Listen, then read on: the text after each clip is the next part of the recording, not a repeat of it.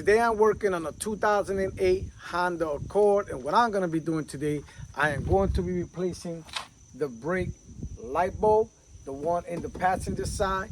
And what you're going to need is it's a 7443 light bulb and also a flathead screwdriver. The only reason why you need a screwdriver is because there's a clip that we have to remove. So let me get you close and let's replace this light bulb.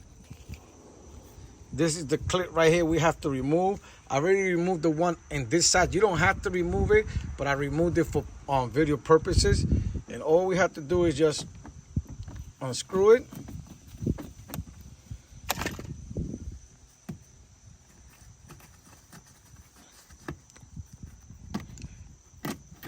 And there it goes. Now all we're gonna do is we're gonna take this and we're gonna push it back.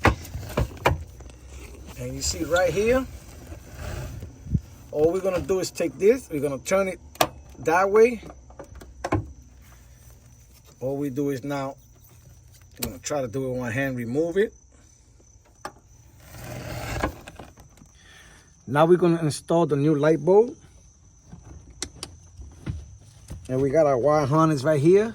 All we have to do is just push it in, and then we're gonna find the hole, and all we're gonna do is turn it.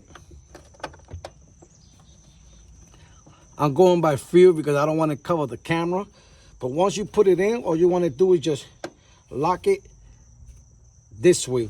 And then what you do is you put everything back, you put your clip back, and you have replaced your light bulb on your 2008 Honda Accord. Later.